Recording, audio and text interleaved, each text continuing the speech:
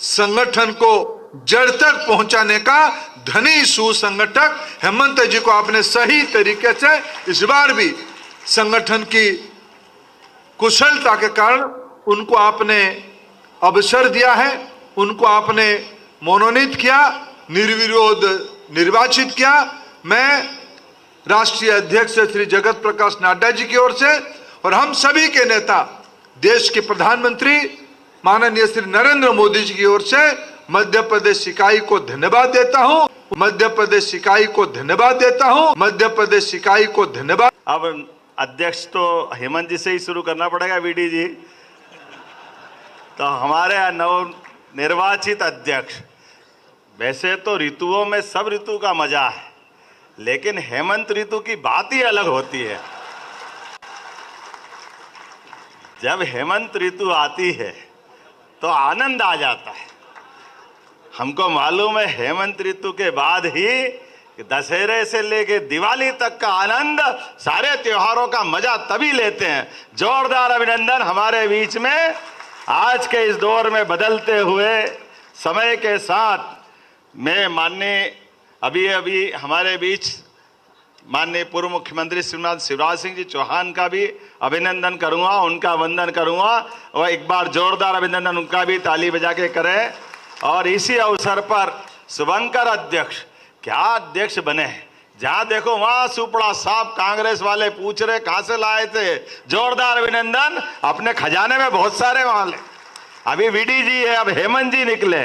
कांग्रेस वाले सिर फोड़ फोड़ के परेशान कि कब खत्म होंगे इनके, हम खत्म नहीं होंगे वो खत्म होंगे। जोरदार अभिनंदन अपने आप के लिए। आज के इस अवसर पर माननीय धर्मेंद्र जी मेरे विद्यार्थी परिषद के समय के साथी, अद्भुत नेतृत्व करता, अलग अलग सभी दायित्वों के साथ जो भी काम मिले बहुत अच्छे कुशलता के साथ करते। और ये हमने जब आज अपने मध्य प्रदेश के अंदर रिकॉर्ड बनाया है कि 29 की 29 लोकसभा जीतने के बाद अगर हमने अध्यक्ष का चयन करना चाहिए तो वो शुभंकर हाथ भी तो होना चाहिए। दोनों के लिए, हमारे निर्वाचन अधिकारी विवेक जी के लिए भी और धर्मेंद्र जी के लिए भी जोरदार अभिनंदन। हमारे बीच आज समूचा मंच है, वैसे नाम तो माननीय शिवप्रकाश जी भाई साहब आपने, माननीय हमारी महामंत्री जी, हम जिनके साक्षी पर्यवेक्षण में ये पूरा कार्यक्रम हुआ। जोरदार अभिनंदन पूरे मंच का। एक बार नाम तो भाई साहब ने सब ले लिए विस्तार से, मेरे लिए तो संकट आपने शुरू से कम किया है। बहुत सारा आपने अपने पे लेकर के बात के कार्यकर्ताओं के लिए जो अनुकूलता देते हैं, पूरे मंच के लिए एक बार जोरदार अभिनंदन कर दे सारे मंच के लिए। तो लोकसभा तो एक तरह से पूरी हुई, अब कांग्रेस के सामने चुनौती है, हमारे सामने तो मेंटेन करना है, लेकिन आने वाले समय की सभी स्थानीय निकाय की सारे चुनाव की चुनौती हमारे सामने रहेगी। और आने वाले समय में विधानसभा की भी इसी प्रकार से इससे आगे बढ़ने का संकल्प हमारा रहेगा। मैं मान के चलता हूं, जिस प्रकार का हमारा परिवार संगठन जिस भावना से काम करता है, वो सच्चे अर्थों में भारतीय जनता पार्टी का कार्यकर्ता अपने स्वयं के लिए इस भाव से कभी काम नहीं करता कि मैं राजनीति में काम कर रहा हूं। वो अपने स्वयं के विकास के लिए काम करता है। अपने इस विकास के साथ साथ भारत माता की सेवा में मैं अपनी भूमिका और कैसे उन्नत करूं, अपनी कमजोरियों को दूर करते हुए अपने अंदर अच्छाइयां कैसे धारण करूं। जब इस भाव के आधार पर हम राजनीति करते हैं तो परमात्मा का यश तो निश्चित रूप से मिलता है। और हम तो सौभाग्यशाली हैं, बाबा महाकाल का आशीर्वाद आपको मिला है।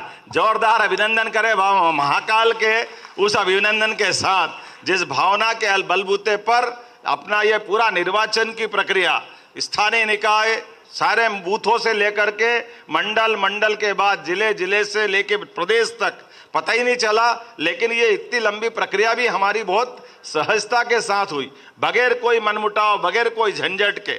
और जैसा कि कल धर्मेंद्र जी बार बार कह रहे थे आ जाओ किसी को आना है, और शिवराज जी भाई साहब ने फार्म भर के बोला कि देखो यार मेरा उम्मीदवार तो मैं जमा कर आया, आपका भी जमा कर दो। मैंने कहा भाई साहब आपसे पहले मैंने कर दिया है, आप भी उसी के लिए कैनवासिंग करो, मैं भी उसी के लिए कैनवासिंग करता हूं। ये है भाजपा।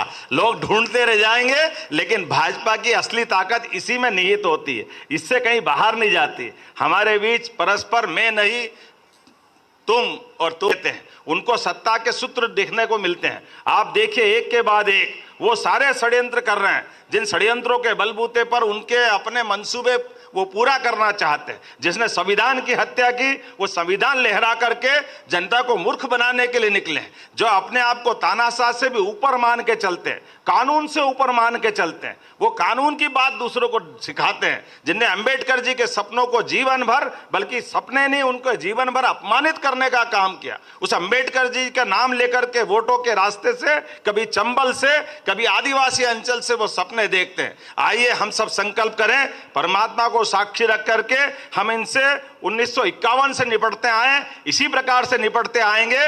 आज दुनिया के अंदर विश्व की सबसे बड़ी पार्टी अगर कोई बनी है तो भारतीय जनता पार्टी बनी है, और मध्य प्रदेश एक आदर्श राज्य के रूप में सदैव अपनी अपेक्षाओं पे खरा उतरा है। हम सब संकल्प करें, निश्चित रूप से परमात्मा करेगा। हमारे संगठन पर्व के बाद अपने अपने दायित्व का निर्वहन करते हुए मध्य प्रदेश को सर्वश्रेष्ठ राज्य को बनाने के लिए हम कृत संकल्पित हैं, उसी दिशा में चलते जाएंगे। बोलिए मेरे साथ, भारत माता की।